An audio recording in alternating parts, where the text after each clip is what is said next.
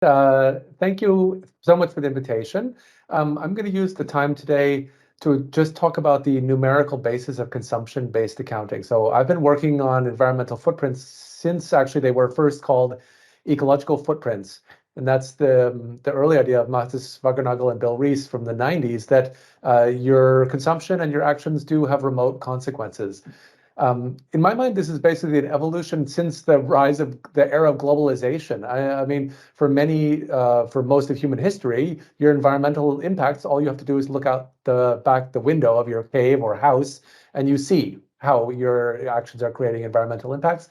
But in this modern era, the post-90s rise of China and the globalization of supply chains, then all of a sudden we're divorced from our impacts of our consumption. And we have so much more sophisticated electronics, complex products, so much more trade. So it's very easy that we can live happily as the same quality of life as Roman emperors and not see any of the environmental impacts of our consumption. So the idea of ecological footprints and the modern version, which is multi-region input-output tables, which is what I'll talk about, is to just connect us more to the impacts that our decisions and purchasing power drive. I'm just going to share my, oops, sorry, I'll share my screen here. Yeah, so I titled the short talk Consumption-Based Accounting, the Numerical Basis. Does this work? Oh, yeah, so I wanted to briefly talk about what are the multi-region input-output models available, how they work. I can talk a little bit about reliability, how confident we are in the results. I wanted to comment on how they're income-driven, so and how a footprint is driven by your income, actually, and what the consequences of that modeling choice are. And I can talk briefly about the future and where I see the field going from my position at NILU. First, I can give a small repeat of my profile. Daniel Moran. I'm a senior scientist at the what formerly, until a few months ago, was called Norges Institute for Luftforskning, which is a long-standing air quality research institute, where we've rebranded to the Klima och Miljöinstitut NILU because of the new expanded focus on greenhouse gases instead of classic air pollutants. So I'll come back a little bit later in the talk to why I came to NILU and why I wanted to inject more empirical basis into this field of consumption-based accounting, which has been really an economic tool, and now we're seeing it evolve more into an empirically measured tool. Yeah, I've just been working on this topic since I think most of my career, actually, since 2005, and since my PhD, working on it in 2012. Yeah, so what is a multi-region input-output table? Input-output table, these are actually economic accounting of the purchases and sales of how different companies sell and buy to each other. So we see, and these are the foundation of modern GDP accounting, how gross domestic product is assembled. And the idea is that you issue a survey to all businesses in the country and you see, you make cakes. What did you buy to make for your bakery? You bought eggs, flour, decorations, you paid your employees. So you list all of the purchases that the survey asks all the purchases of each company, and the sales mix is the destination of where you sold cakes to. Probably you sell a lot of cakes to a passersby on the street, but you might also sell to corporate accounts. And where do those, is it university? Do you sell to the environment agency down the street? So the mix of purchases and the mix of sales for each company individually, this can be built up into an aggregate of how money flows across the economy, because we can see how different businesses in different sectors buy and sell from each other. This is called an input-output table, and this is the basic unit, actually the core data frame of most statistics agencies for assembling gross domestic product statistics, and a lot of economic models are built on that. The idea of a multi-region input-output table is that instead of looking at the economic flows connecting the nodes or the industries in one sector, you can generalize that to multiple regions and look at trade across regions. So those regions could be states, provinces, or countries. So then we start to see how you can start to trace the supply chain, like iron ore being mined in Australia, put onto a ship, sent to China, where it's transformed into sheet steel. That sheet steel be sent to Japan, where it's stamped into car panels, and then those cars exported to Europe or the US. So you can start to follow these complex supply chains by combining the input-output tables of each national economy. The multi-region input-output tables give you a really good picture of global supply chains and how different national economies are connected. They're basically built by combining trade data. So we know from customs data how products are bought and sold, and we know from each country's input-output table how those flows flow inside each economy. So you wire them all together. These are very big projects, multiple person years of effort to build them, and you end up with a multi-region input-output table. There are a few of these that have been created. I worked on the EORA model for many years and still continue to run that. The XIO base is another large model, prominent in Europe.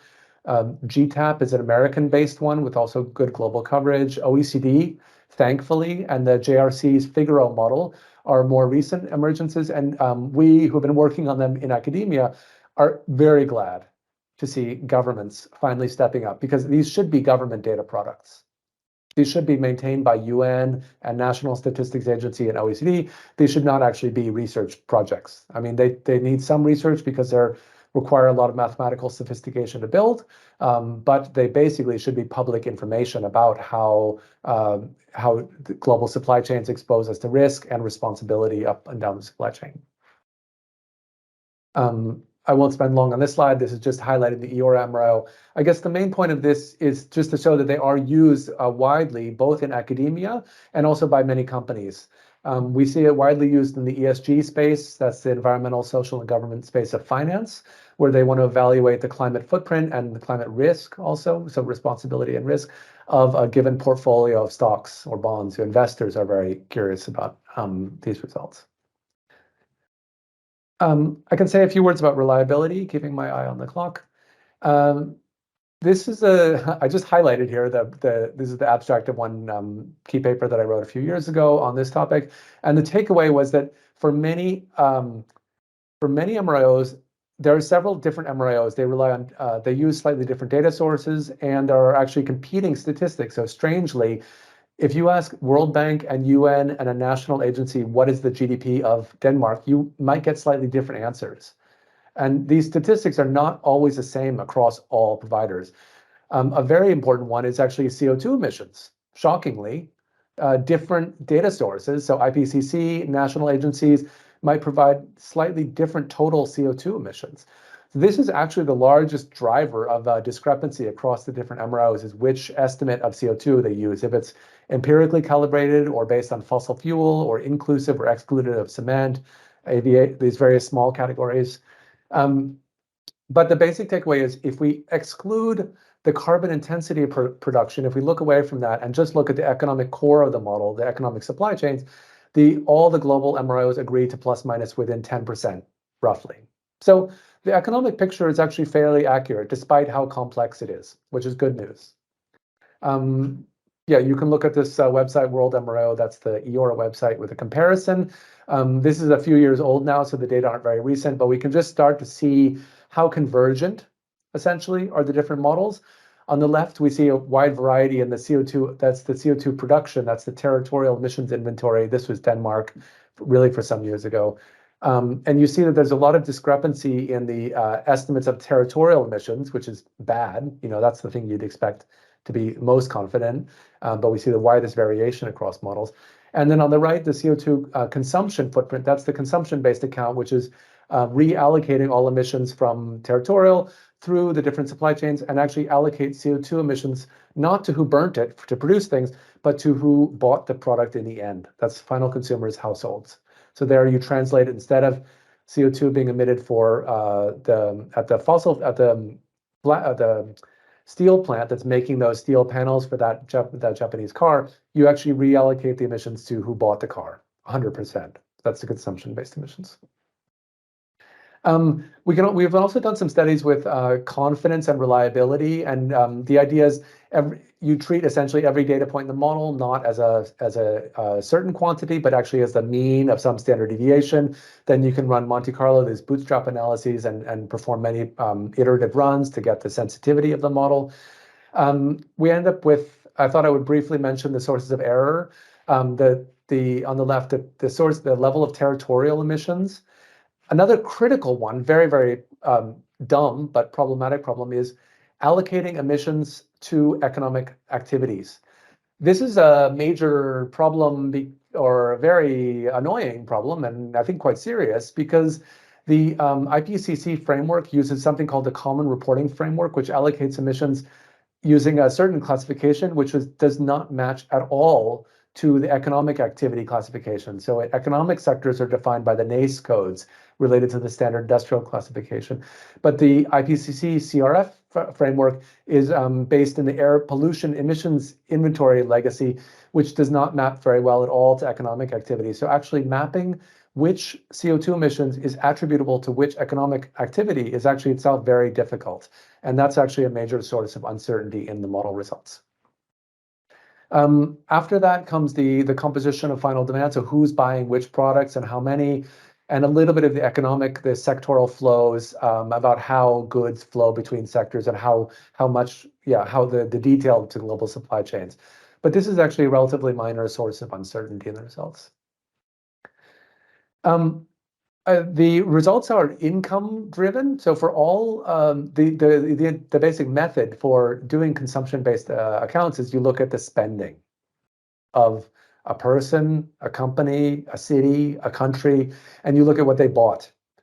And then you follow those purchases upstream and you see what was the carbon intensity at each stage of production, and you sum all of those up. So these are always income driven. So this is in some way, it's just a fact of the modeling. For me, it's a feature, not a bug, because it means that who have money actually have the responsibility and ability and power to take action differently. So I'll show a slide on this in a moment, but essentially those of us in the world with the most income also have the most influence in how the world and the world economy is configured. So the more income, the more kind of responsibility and ability and power we have to make decisions about how the economy should act. I have heard the pushback that sometimes the models are, if they're income driven, like, oh, sometimes the very wealthiest people or activities, like going to opera or being very green, living in Berkeley and living a very, very green lifestyle with a stupendously high, you're in the top 1% of income earners, but you live a very green life. Oh, I shop at the farmer's market and I use a hemp shopping bag. So they think that some people say, oh, that the footprint should not be income based at all on income or wealth or assets. And that is an interesting argument. I mean, but still, if you live in Berkeley, no matter how green a life you live, you also do actually have a lot of influence over how society should be operating. I mean, so this is just an interesting point. I think it's worth keeping in mind as we look at the results, is that these are income-driven results, which might be slightly different than you could look at it in other ways. The classic example is an airplane seat. Should you be given the carbon footprint based on how much you pay for the airplane seats? That means if you bought a 10 British pound special Ryanair flight to Greece, you would only get a carbon footprint of 10 British pounds. Or should it be allocated per seat? Or should first class and economy class get different carbon footprints based on based on your body weight or your luggage? There's a lot of different ways to allocate the CO2 emissions from that plane, and income or the price of ticket, the spending to get on the plane is just one of those ways. If that's transparent, it makes some sense. It's useful in some ways, but it's not the only way to think about responsibility. It's one way to think about responsibility. There's much research on this. I just pulled one of these many figures about how essentially the top 10% of global earners, either looked at by income or by assets, are driving global CO2 emissions. I think this comes through almost no matter which statistics you look at, is that there's so much inequality across the almost 8 billion people who live on planet Earth. And those of us on this webinar are, in fact, almost all in the upper 10%, most likely 1%, and possibly 0.5% the top percent, who are able to influence how these emissions are. So I think that's one of the important points of consumption-based accountings. Even if you don't feel like personally you have a very high carbon footprint, we are living in societies, and we in Northern Europe are definitely, among the world's most kind of influential in which products we ask for, and we're the receiving end of a lot of supply chains. There's some interesting work coming recently on also the passive investments. To me, this has been very eye-opening. I co-wrote a paper, and I think the authors will soon have a science commentary on this, about the role of passively held investments. And when you have for example, pension fund, and you're not actively managing that or have not invested that in green funds, if you're passively investing in a large company, that's actually asking for business as usual, asking the company and the manager and the directors to keep running it as it has been. So this kind of large momentum in the system of passive investments and the wealth kind of side of the footprint is a really interesting area to think, what are the forces working against change, against decarbonization? What are the momentum forces that are being paid to do the same thing tomorrow as you did yesterday? That's momentum, that's business as usual, and there's a lot of money in the system that just is weight, just asking the system to keep performing the same way it did yesterday. That's another interesting angle to think about responsibility and emissions from. I used to show more charts like this. This is my personal footprint, which I calculated on a daily basis, looking at what I went through 1 year, and I looked at every single action I did I looked at my calendar and figured out when did I fly, what did I do, and I tried to look in as much detail. And then I tried to think which actions, sorry, I said flights, could I do to reduce my footprint, to think very personally, like realistically, how much can I do differently? That was an interesting perspective for sure, but and eye-opening about how much I would be asked to change. But increasingly, actually, I don't use this so much. I actually think more interestingly about the society that I live in. So for me, there's a lot of room for action between the personal responsibility, like what I can do and my parent and my household, and also the national goals. So we have like ambitious national goals of the Nordic Council of Ministers, and like each country has these fabulous green plans. And then me personally want to take a lot of green actions. But I think there's also a lot of very low-hanging fruit or unmanaged resources at these medium tiers at like city government. Also critically, in Norway, it's the folka, who's above the city but below the nation.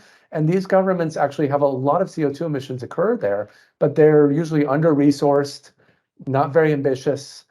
And I don't mean to cast aspersions, but I would just say there's a lot of opportunity for us to act at the social level, between our personal responsibility and the national responsibility. That was one of the motivations for me to build this open GHG map, which was an attempt to estimate at the very granular level actually where are CO2 emissions happening across Europe. This was direct emissions, so I was actually curious where in Trondheim are emissions actually coming from, and what would Trondheim look like differently if we had zero emissions? Like, would it be buses, or would this power plant need to be, like this waste to energy plant need to be changed? So that was a very eye-opening kind of way to look at, in a granular way, what does a decarbonization look like in my immediate and near and the surrounding area. That really opened my eyes to a few large facilities actually just outside the city border that are actually major pollutants, where I could, where probably my most effective action would be to engage with those large facilities directly. I'm running low on time, so I won't say too much about the future. I wanted to mention subnational MROs, which is one of the novelties of the CONCITO report, which is detailing the supply chains inside countries. These are excellent, very, they really improve the quality, so that I'm sure we'll hear more about that. And I wanted to mention my connection also at NILU was the Earth observation angle, because we basically soon and hopefully will be seeing more empirical observations of CO2. And I think the cool dream is that we have satellite and empirically calibrated measurements of CO2, and we have very detailed building level emissions data, which can be coupled to supply chains. That's the kind of radical transparency that the community is working toward. Sorry, I have to jump through these last slides. Yeah, I won't say too much more about the spatial footprinting, where we link the facility level emissions, be they of methane or CO2, to supply chains. But I think that's a really promising area for the future, is more empirically validated consumption-based emissions. So that was a lot to go through. I wanted to just highlight basically what are the MRIO models in general, talk a little bit about reliability and the kind of confidence of them, discuss the responsibility attribution and how they're income driven and versus wealth, and then mention a little bit about the subnational MRIOs and empirical grounding for the future. So that's the main points I wanted to cover. So thanks so much. Thank you so much, Daniel, for an excellent talk and the excellent timekeeping. Thank you. Now I will pass the word on to my colleague Michael, who will talk about our CONCITO results.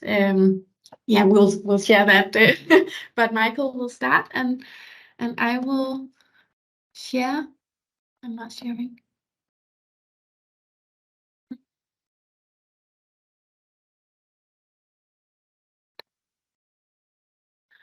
Perfect. I hope you can all see my screen. Otherwise, please yell. Good. Thank you, Charlotte. And I will tell you about the relatively new CONCITO publication on Denmark's consumption-based emissions. And it was published a couple of weeks ago. And it's a product of a cooperation with 2.0 LCA consultants. And the results in the report are based on data and modeling from a big data project run by Aalborg University called Getting the Data Right, and that will produce much more results also for other countries in the coming years, so you can look forward to that.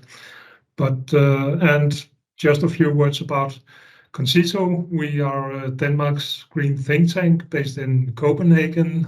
We are an independent think tank working on communicating and facilitating climate solutions, and we are doing that with mainly philanthropic funds as support. So now to the results of the report. The calculation in the report shows that Denmark's total global consumption-based emissions are 74 million tons per year. That is approximately 13 tons per capita. That's a reduction by 4 tons per capita compared to earlier CONCITO results. And in this area, we published the first CONCITO report on this in 2010 and did an adjustment of the result in 2014, where we ended up with 17 tons per capita, and that is a reduction of 4 tons compared to that. And 3 of the tons are estimated to be real reductions, mainly explained by the transformation of the energy system, and not so much a change in consumption habits or consumption patterns. And the 1 ton beyond that is due to differences in methodology and data quality compared to earlier calculations. And the results shown in the foot here also shows that the main consumption domains in relation to the climate footprint is transportation, food, public services combined, and electricity, heat, and housing. So it's no big surprises there. Other product groups that shows up in our calculations are leisure and culture, clothing and textiles, personal care, furniture, home furnishings, and insurance and finance. And we have plans to look deeper into these product or service domains in order to learn more about what is actually constituting the carbon emissions here. Because we also often say, and I think that's still correct, that using money for culture, going to the theater and to the restaurant and so on, is a relatively climate-friendly use of our wealth. But there's of course also some emissions in this sector that we need to look into and learn more about. But that's coming up for CONCITO's work. Right. Yes, some of the key messages from CONCITO based on these calculations are that, and also based on Daniel's good work from Norway, is that Denmark's per capita consumption emissions are still among the highest in the world, regardless of if the result is 12 or 13 ton per capita. That's still some of the highest emissions per capita in the world. And in order to change this, we need a completely different, ambitious and transformative climate policy. And we also show that there's some room for maneuver for the individual citizen or consumer to improve the climate footprint, but we also need public policy making and the business community to help us here. Individual action is not enough to go where we need to. We have done some considerations about a relevant Danish emission target or climate footprint target, and I will come back to that in the next slide as well. But our recommendation is that Denmark should have the consumption emissions by 2030, and I will explain that a bit more in the next. And yeah, reducing the climate footprint is a shared responsibility. We need to discuss how to do this in our relations with friends, colleagues, where we organize in society and so on, but also with the business community and policymakers. So there's something to do for everyone here. Then some explanation about our recommendation to halve Denmark's emissions by 2030 compared to the latest data we have, let's say 2016 or 2020, depending on which report you look into.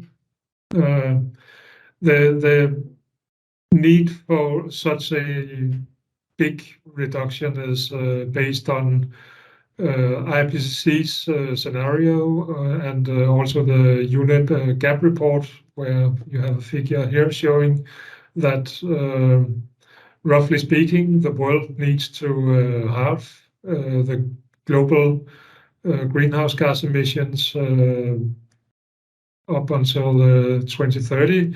And we can't really find any legitimate answer to why we as a society shouldn't also have our global consumption emissions.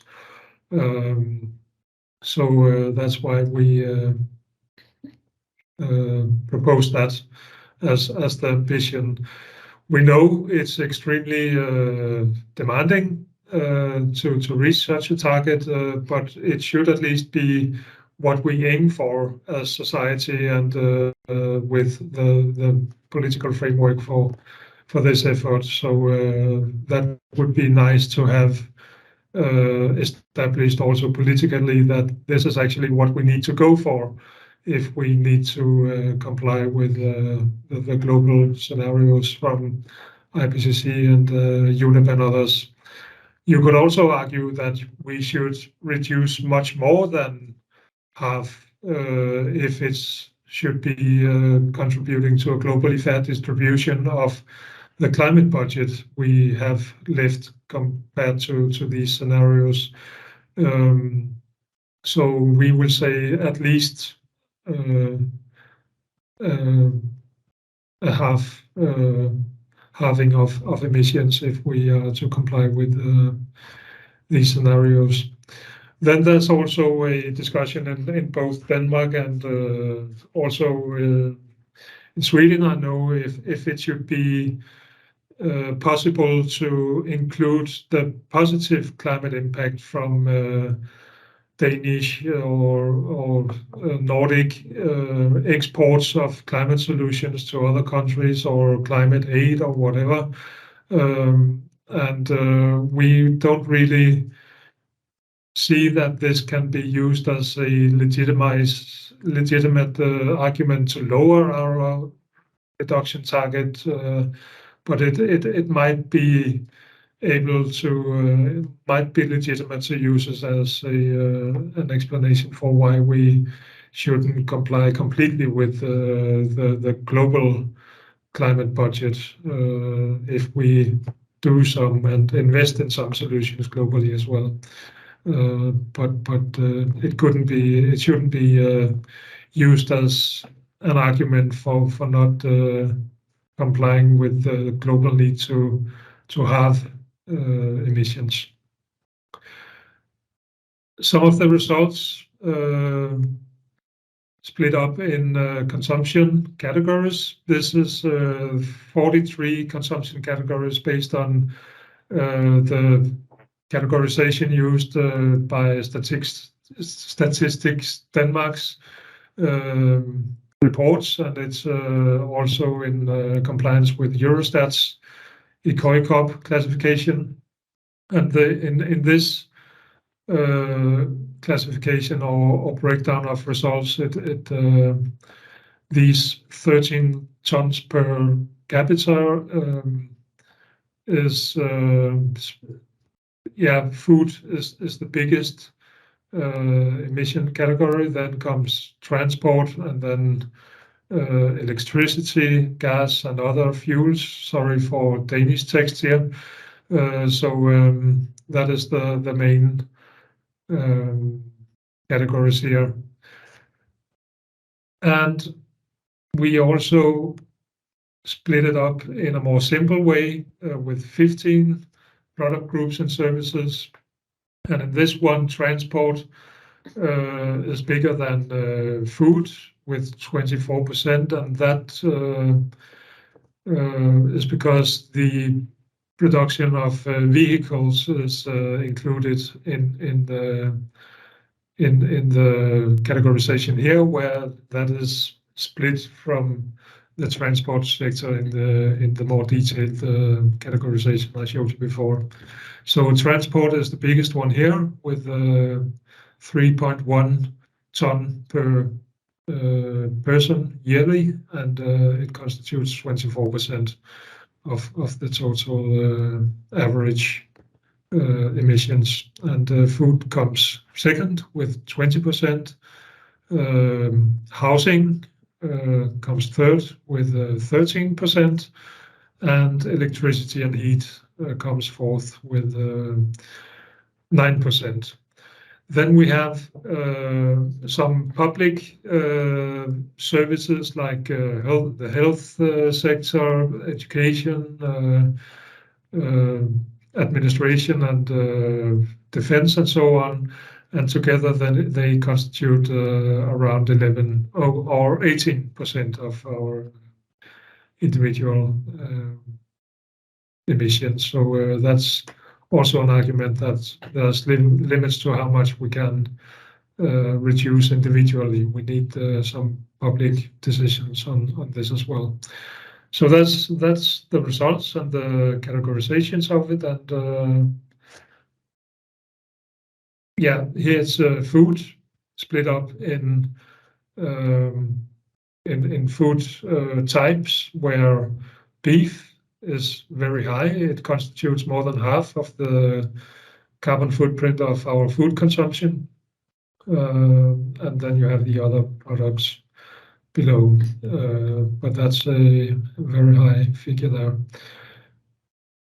Some of the differences compared to other Danish reports on consumption emissions. There's a report published yearly from the Danish Energy Authority showing it's called Global Report, and it shows Denmark's consumption emissions calculated in a bit different way with attributional LCA, and the differences in our results compared to the ones from the energy authorities, that the emissions from ILUC and biomass is much higher in our results.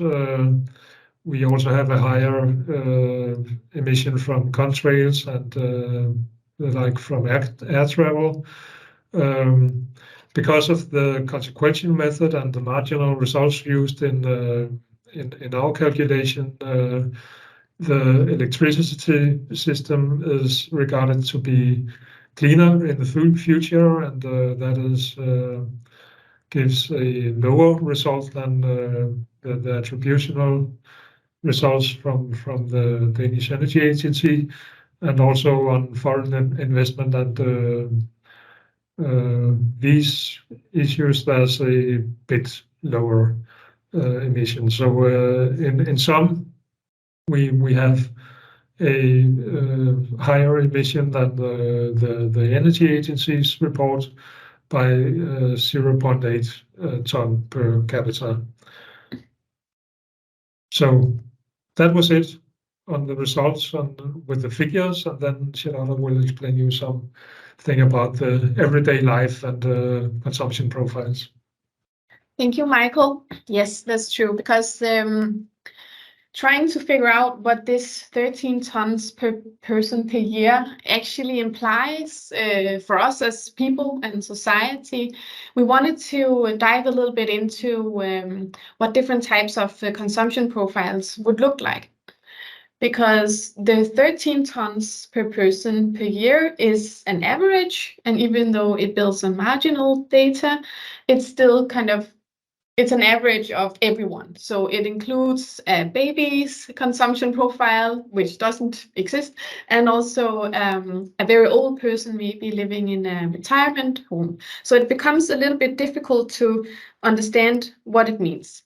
In that respect, we tried to look into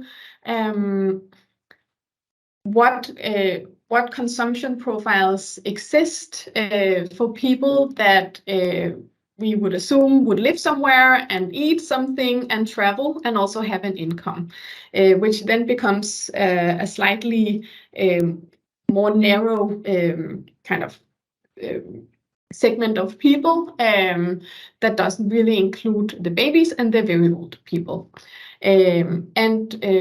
This figure here shows the variation of our kind of thinking experiment of combining different consumption profiles. And I'll try and go through them really quickly. Yes, I only have a couple of minutes, so I'll go through them very quickly. This is in Danish, and I apologize for that, but I really want to show you this beautiful illustration that one of the big newspapers made based on our results. In that, you can see some of the profile, some of the decisions we made for these profiles, and we wanted to see how low you could go, if so to speak, in terms of if you have a very low emission and also a low income, how much can you do by yourself. So we decided that this consumption profile would imply someone living in a very small space, only getting allocated around 15 square meters. So we assume that this person with this profile would maybe live in a co-op. This person eats completely vegan food and only travels by bike and uses a lot of secondhand clothing. And even for this type of consumption profile, the lowest impact we could get would be around 9 ton CO2 emissions per year. We tried to do this for low income, medium income, and high income, and you can see here that there's a big variation even within each income level, but also across. And for high income and high emissions, the profile there isn't even that preposterous. I think we could easily find people who would kind of hold this consumption profile, living in a big house, eating a lot of meat, and traveling by a fossil fuel car, and also flying quite a lot, and having a high consumption of new furniture, new clothes. This is not a preposterous kind of lifestyle, so to speak, that it exists. But you see the differences there actually leave space for individual action. So you can, even though you have a high income, you can decide to live slightly differently in terms of how much space you take up. You can even decide to eat less meat, and you can live with used furniture.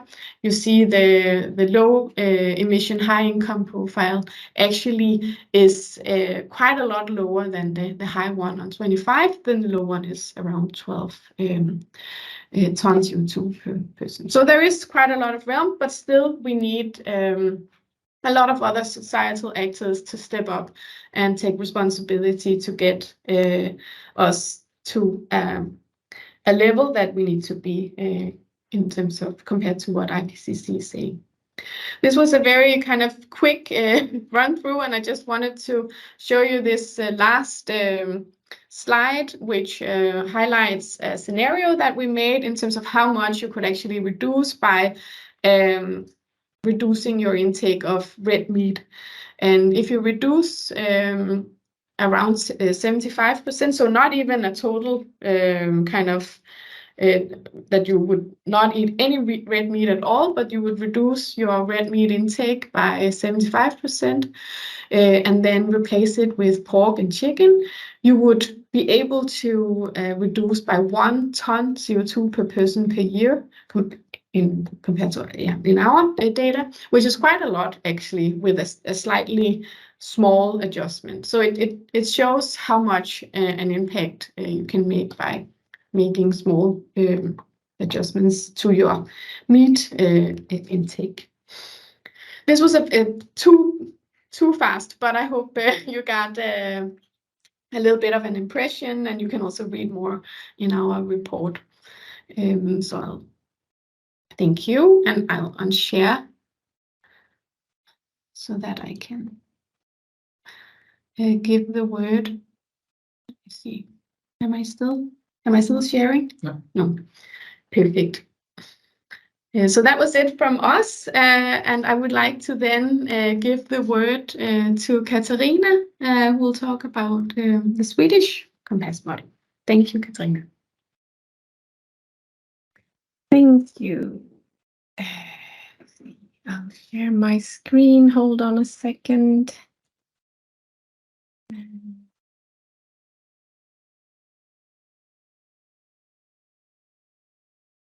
Yes. Can you see my screen?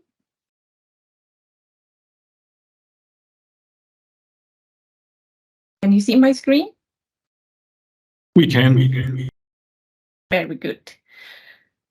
Well, thank you so much, Charlotte, and hi everyone. My name is Katarina Axelsson, and I'm really happy to present to you today some of the work that we have done at SCI to understand the consumption-based impact associated with Swedish households' consumption.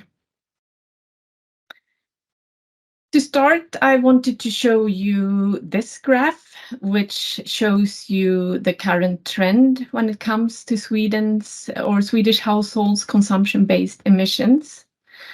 This is part of Sweden's official statistics since about 10 years or so. Swedish households are responsible for about 60% of Sweden's total consumption-based emissions, the public sector for about 12%, and the remainder, almost 30%, can be attributed to investments of different kinds.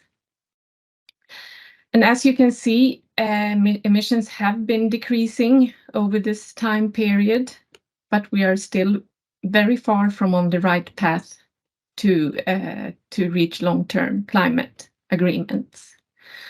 And as you also can see, there has been, unfortunately, an increase this last year. For 2021, we see a significant increase again, probably a post-COVID effect, where people started to travel a lot again, or we know most of this increase can be attributed to transports and emissions, investments, of different kinds. So to increase our understanding of what drives the global emission levels, SEI last year published a tool which we named the Consumption Compass. And this is building on work SEI has done over quite a number of years to understand consumption-based impacts and the role of different actors in driving emissions and taking action on these emissions. But so the Consumption Compass, this is a digital tool that can be used to illustrate, analyze, and help mitigate climate impacts from household consumption at fine geographical scales. I should say this work was funded by the Swedish Research Council Formas, and it was implemented in collaboration with 2 case study municipalities, Umeå and Kalmar, and the company Insight One. And of course, as with all consumption-based emissions, this tool separates between direct and indirect emissions, and is able to estimate consumption-based emissions for over 110 different consumption categories, so-called COICOP categories, as you also talked about in the previous presentation. And in this work, we have for quite some time at SEI sort of focused quite a lot on municipalities' role in the transition to the sustainable society. We recognize that they have a key role in the transition. So for this reason, we have developed this tool with the Swedish municipalities as our primary target audience or target group for this tool. So the objective with this tool then is to support municipality strategic work to reduce the climate impact from households' consumption. And also, contribute to a better understanding of how consumption-based emissions can be addressed through targeted policies and measures. And then sort of in the longer term to ensure a just transition with an even distribution of available resources and reduced emissions for all groups in society. So what it does then, it demonstrates which consumption categories that constitute hotspots, sort of consumption categories that generates high total emissions, and gives then an understanding of which categories to prioritize. It provides estimates per postcode area to enable targeted policies and measures. And I put bold-face there on estimates, because it is, of course, very important to remember that this is estimates, and we are not sort of able to say exactly how consumption patterns differ at the municipality or postcode level. But we hope that this gives a good estimate and enough support to sort of provide enough support for reflection and learning about the necessary changes in consumer behaviors that we need, and to help illustrate municipalities' opportunities to promote change. So, sort of short on the methodological approach that we used for this. It's a hybrid model, and our ambition has been to develop a model that is easy to update on a regular basis for all municipalities at the same time. The tool is free access, and there's a link there for those of you who want to check it out afterwards. And sort of some of the foundations for the data foundation that we use for this, it's Statistics Sweden's household expenditure data, but consumption according to these COICOP categories, and also Statistics Sweden's emission intensities that they have calculated using a MRIO model building on XEO-base data. And then we also have car travel data from the Swedish Transport Agency. And lastly, also another very important data set for us has been the so-called mosaic data that we have from our collaboration with the company InsightOne. So mosaic, it's for those of you who is not familiar with that before, it's a method that can be used to help understand patterns of consumption and how it is connected to different so-called lifestyle groups. Mosaic is, by the way, available for many countries around the world, so could be worth exploring if you think this could be interesting for other countries. And through this data, we also get an understanding of how these groups are represented at the postcode level. And so we have detailed data for how these groups consume, how much money they spend.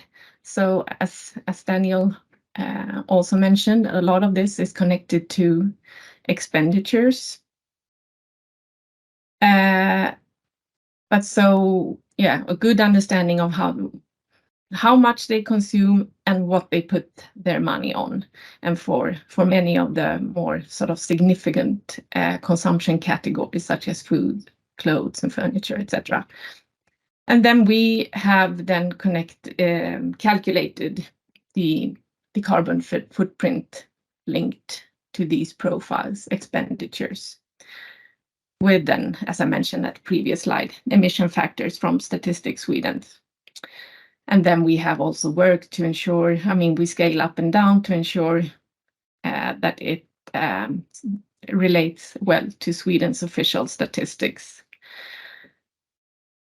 And other important data sources have, for instance, been another SEI tool named Klimatkalkylatorn, for which we have over 800,000 users spread across the whole of Sweden. And from this tool, we have, for instance, helped our understanding of households' diets, because from the other data, we only know how much the households spend on food, but through this data, we also get an understanding of the diets, whether they are vegan or vegetarian, etc. And then Statistics Sweden's household surveys that they have done on quite irregular intervals, but still we have used this for a small part of the data. And then energy declarations provided by the Swedish National Board of Housing. So this was very brief on the method, but there is a method summary, and we also have a scientific article underway for those of you who want to understand more about the details of all of this. So from this then, we arrive at an average footprint per person per Swede of 6.3 tons per capita. And this, I should say, then excludes public sector and investments, which is another 3.7 tons for this year, which is, yeah, I missed putting that here. This is from 2019. And so for 2019, the public sector and investments was 3.7 tons per person. And as you can see here, also car travel is the category that contributes to most emissions per capita, followed by food and then air travel, etc. And I should also say that this is about 1 ton more than the Swedish sort of official statistics estimate. And this is mainly due to us including the impact from sort of long-range air travel and a high altitude factor, because otherwise in the Swedish statistics, Statistics Sweden is only able to estimate the carbon impact associated with sort of the bunker fuels, or the fuels that the Swedish aircrafts or the aircrafts are fueled with before departure. And since we know that air travel is a very important consumption category that contributes to a lot of emissions, we decided to step away from sort of or depart a bit from the national statistics when it comes to air travel. So that adds another about 1 ton per person in our model.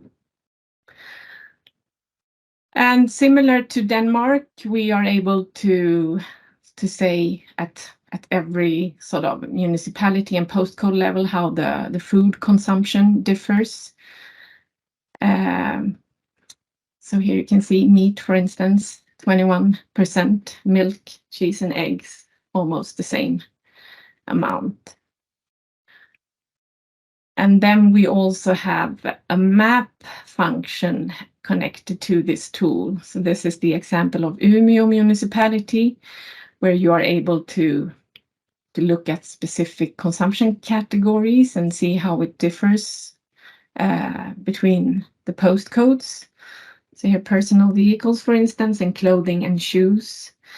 And perhaps not surprising, but it's clear here, for instance, with the personal vehicles, that households living in the more sort of, or the less central areas, more rural areas, are more dependent on car than the more central areas here in the middle. And I should say, yeah, the scales are not comparable. There are different sort of scales for every category.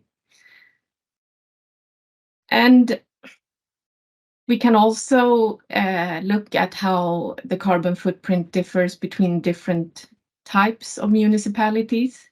In Sweden,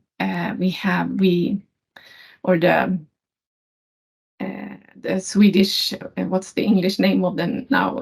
Sveriges kommuner och landsting, and Swedish, yeah, a municipality association, you can say.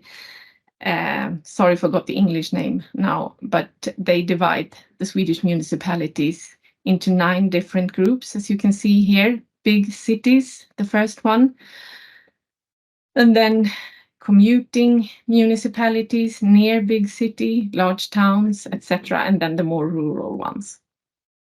And it's interesting here, you can see that looking at the average total, it doesn't differ that much, but the composition of the consumption differ in several consumption categories. For instance, you can see that air travel, the big cities fly, or households in the largest cities fly more, whereas the households in the more rural areas fly a lot less, but they, on the other hand, drive more car. And yes, and yeah, so you can study sort of differences between different types of municipalities through this data as well.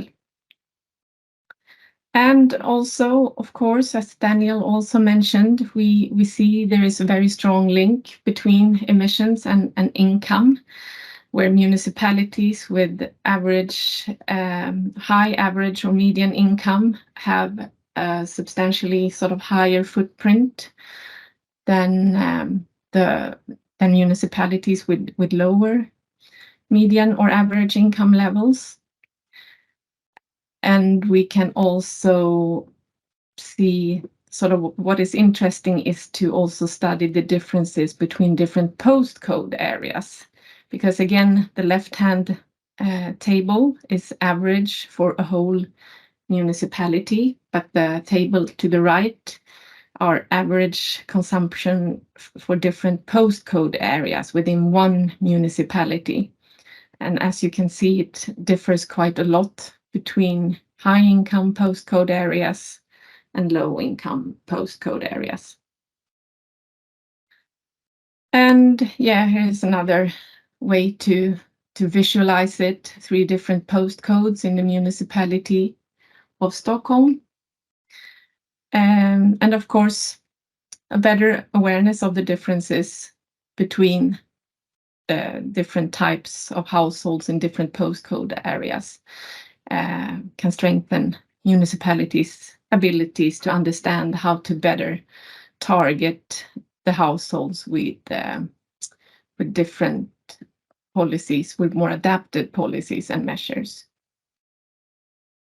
So in conclusion, we see small differences in average footprints between most municipalities, but we note quite large differences within the municipalities and between postcodes. The largest cities have on average slightly higher footprints than many of the other municipality groups, followed by rural municipalities with tourism. This is the name of this municipality group. And then municipalities within commuting distance of the largest cities. And we note that consumption is closely linked to income. Higher income means higher footprint. And the largest difference, as I mentioned, we note can be found between air travel and car, where the population in urban areas travel more by air and the one in the rural areas more by car.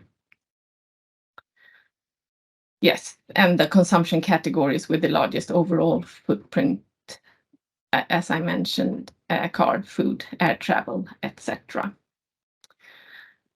And so this tool that we launched last year was sort of like as a prototype, version 1 we called it. And it's currently a pretty sort of basic Excel model.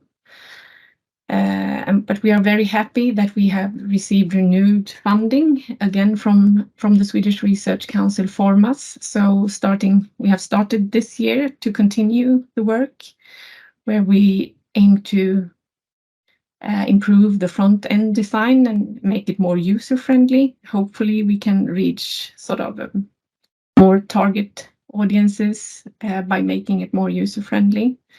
We plan on developing a time series and a scenario function, plus continue to develop the model, of course, and work closely together with municipalities to ensure that it meets their needs.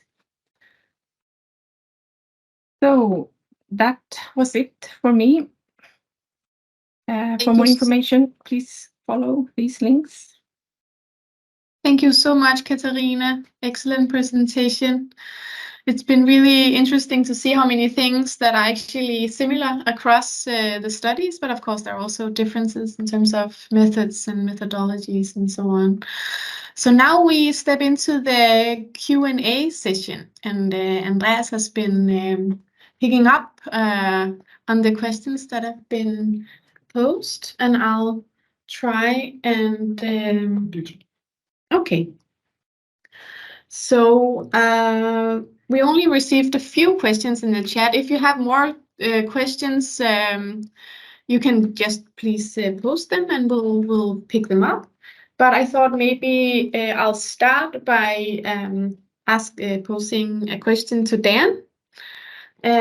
So what do you see as the biggest opportunity and or challenge with this type of accounting and the results that you have brought about with your amazing study?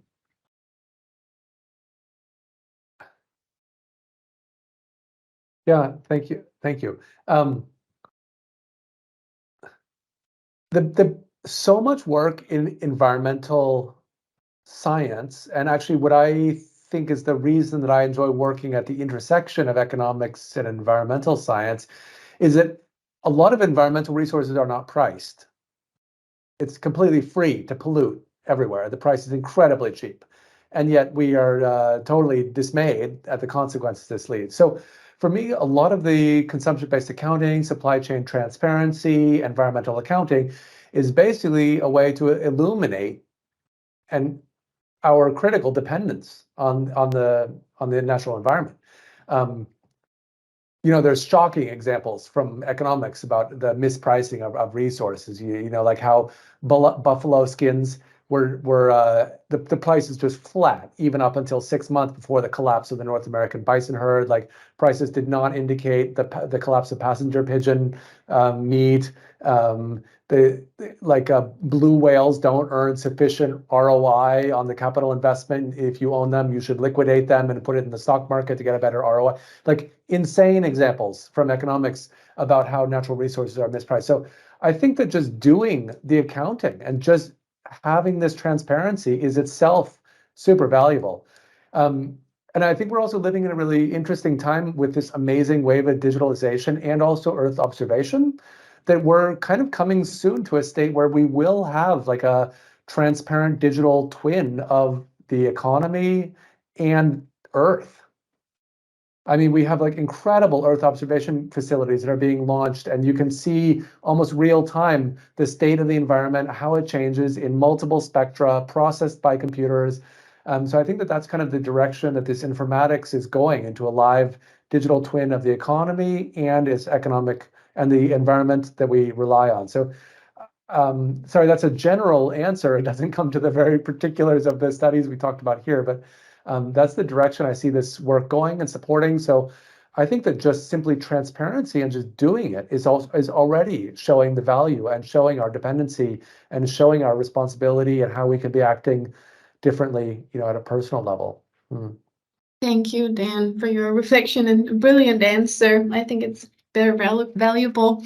Now we have a question from a participant, and we might post that to you, Katarina, because someone is asking, it would be interesting if you could comment on why Swedish per capita emissions are half of the Danish one.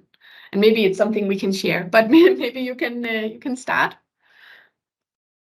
Yeah, well, thanks. Yeah, it's a very good question, and I was I'm not surprised that it's coming. Yeah, no, that would be very interesting to discuss this in sort of detail with you at CONCITO and others. But I think so.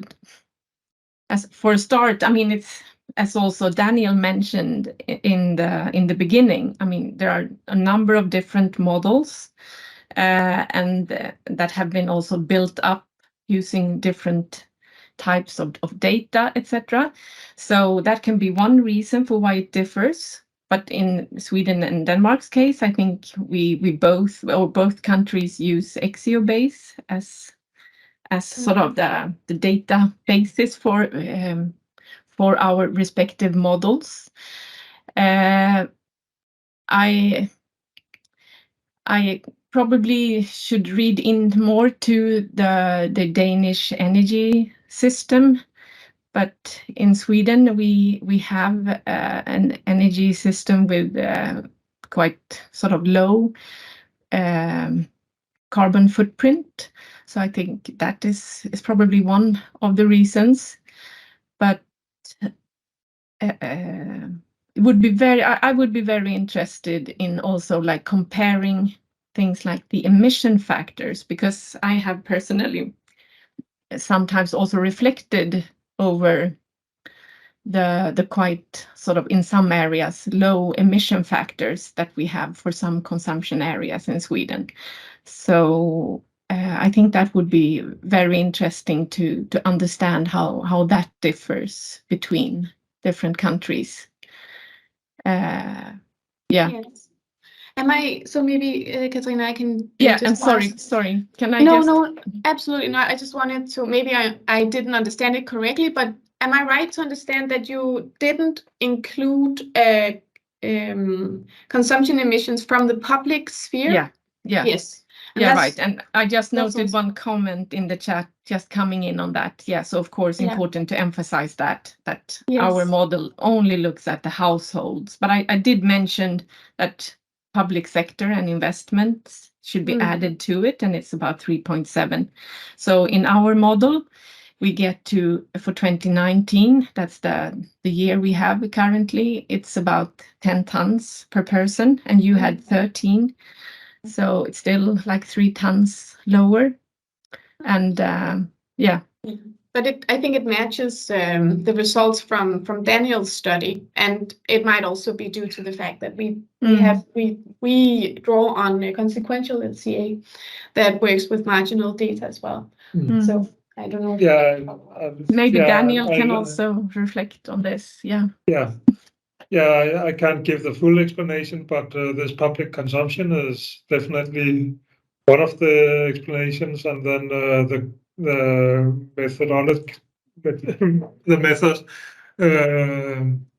with consequential and marginal results is also important, I guess. And if you look at the results from the Danish Energy Authority, in their global assessment report, it comes up with a emission per capita of 11 tons. So that's very close to your result, including public consumption. And Daniel's is in between with 12 tons per capita. So yeah.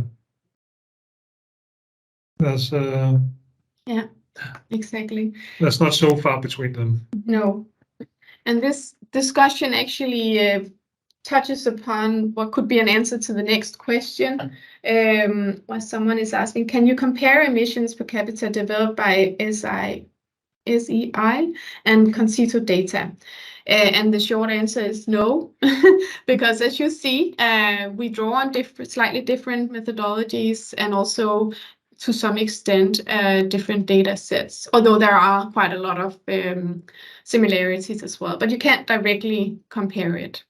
No. Okay, so, and please feel free, if anyone has questions, you can just type them in. Otherwise, I might pose one to Michael. All right. So what type of scenarios do you think would be useful to maybe go into with our data moving forward? Just, I think it's... Yeah. In this report, we did 2 what-if scenarios, one on meat, as I showed you, or Charlotte told you about. And I also would like to stress on that scenario that it's not a recommendation to just switch from beef to pork and chicken. We should eat more plant-based, all of us, more or less in our part of the world, in order to really reduce carbon emissions, but also to solve some of the many other environmental problems we have from the food system. So that's important to note. But besides food, we also did a what-if scenario on the effect of switching 1 million fossil-fueled cars with EVs. I can't remember the result. Is it also around a little less than 1 ton per person if we did that? So that proves that this would be a good an important measure in the transport sector. Thinking of more what-if scenarios, and that is also an area where the consequential method is really good in showing global effects of different sources. It could maybe be in the housing sector. What if we lived on much less space than we do today? There's lots of construction material, energy use, and the like connected to living on much space as we do in the Nordics in general, I guess, compared to other countries. So that could be an interesting scenario to work on. And yeah, if anyone out there has more proposals for interesting what-if scenarios, we would be happy to hear about it. So keep in touch and let us know. Thank you.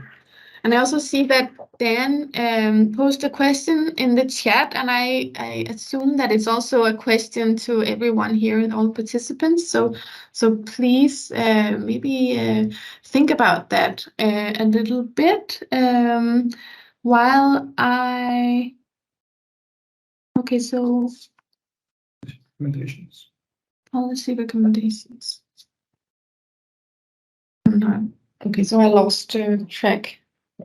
Okay, yeah, there's a question particularly to Katarina, but also to everyone else.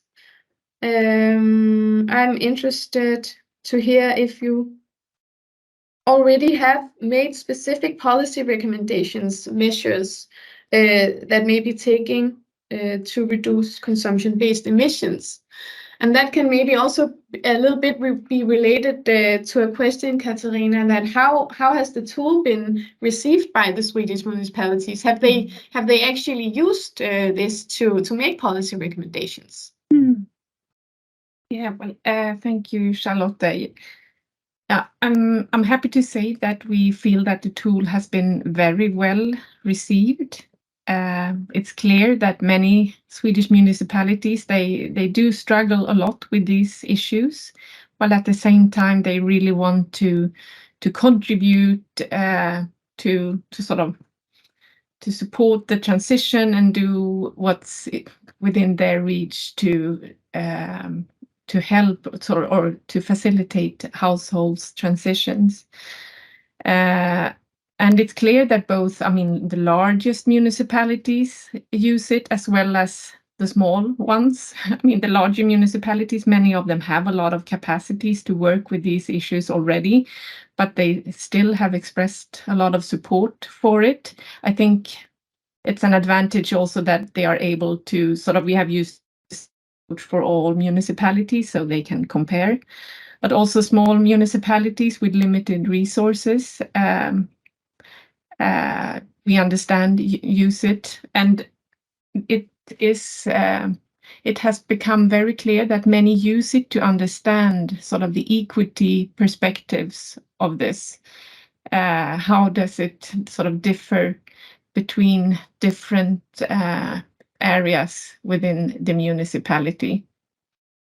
And and where municipalities also have we see many examples of municipalities that take initiatives to gather households to dialogue and similar activities to better understand what they feel is needed or what type of support they need. But I mean, with regards to more specific policy measures, I think we haven't so far provided any specific policy recommendations, but there are, of course, a quite long list of policy measures that you can take to sort of address different consumption categories. And we have actually sort of started on such a list inside our tool. We have what we call the decision support function, But looking at each sort of measure individually, it only takes you, I mean, a little bit. You need to work on multiple levels and engaging multiple actors to get sort of a measurable sort of change. Yeah, maybe let others in. Thank you, Katarina. Before I give the word to you, Daniel, because I saw you raised your hand, I just wanted to briefly say that I saw some questions in the chat related to the methodology and the data behind everything. We'll share links to reports and stuff so that you can dive into that yourselves, because we won't be able to cover everything here, but there definitely will be links shared to papers and reports and stuff. Daniel, did you have a reflection in terms of policy impact? Yeah, about the policy. I mean, of course, the CBAM is the European. I don't even know what it stands for. But this is for border adjustment for selected products. Yes, so cement, steel. These are like the very heavy products, and I think it'd be very interesting to consider expanding that to beef, for example, deforestation goods. So there are definitely like I would say a short list of goods that shrimp or that you could easily find that would deserve a CBAM type consideration. But also regarding policy, and I'm curious about Katarina's maybe experience with this in Sweden. So in Trondheim, we have this is a rich city with a very, very good climate department, klimaavdeling. And then the Fulka, the outside, is very large and not quite poor, but basically not very well resourced, not a lot of employees, and actually major emission sources. A huge, very active airport, fertilizer factory, and a waste-to-energy factory. And the klimaavdeling in Trondheim are very focused on the Trondheim emissions. Very good details, very, very good data. But I ask, have you ever considered measures that you can take to help Trøndelag, the Fylke? And they say, oh, no, outside our scope. So I think that this scope concept of taking responsibility for also the other resources that you use.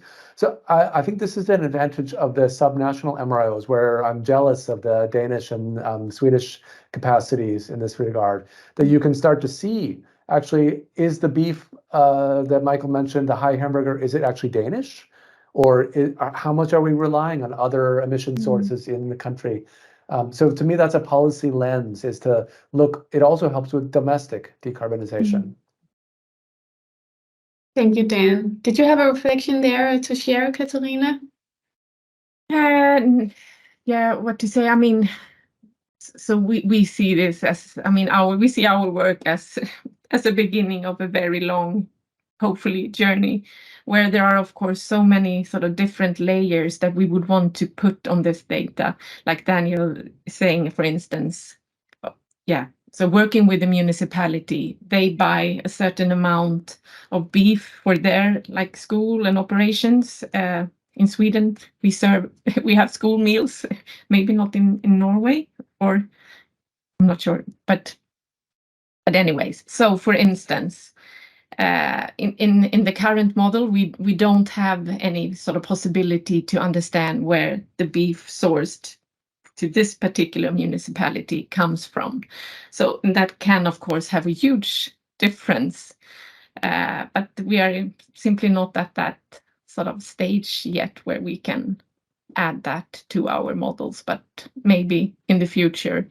And that is where it would be sort of, or maybe to say that what we are really hoping is that our model will be able to also show the effects of what effects different measures have at the local level, and use that then as a way to encourage further actions. At the moment, the data updates are a bit slow. So currently we are looking at tentative data for 2021, etc. So it is lagging behind a few years, which would help to get more sort of rapidly updated data. Thank you, Katarina. I think we all agree. It's we would like new data. We are running out of time, so we need to bring this webinar to an end. But I really want to thank first of all the participants for staying with us and for asking so many great questions. And I hope you feel that we addressed them. And we didn't get to address all of them, but as I mentioned, we will send links to reports and papers and stuff that you can dive into things yourselves. I want to thank Katarina and Dan and Michael for presentations and for an excellent discussion. It was really interesting to see what happens across the Northern Sphere.